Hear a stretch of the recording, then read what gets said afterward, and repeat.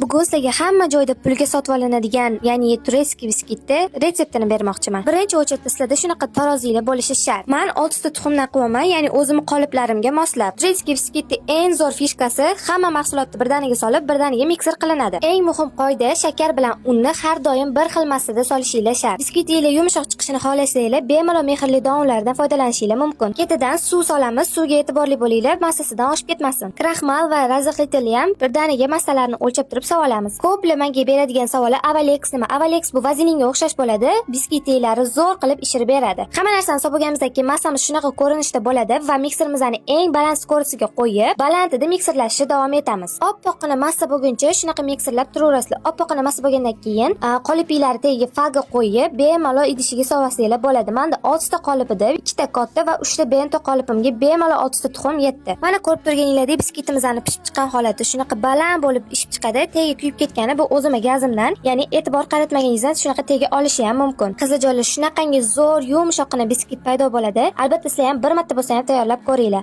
Albatta unga ham bog'liq. Mehrli don unlaridan foydalansanglar, yana ham biskitinglar yumshoq chiqadi. Agar sizga biskit haqida to'liq ma'lumot kerak bo'lsa, kommentariyada plus belgisini qoldirsanglar, men sizlarga jo'natib qo'yaman. Obuna bo'lib qo'yish ham esingizdan chiqmasin.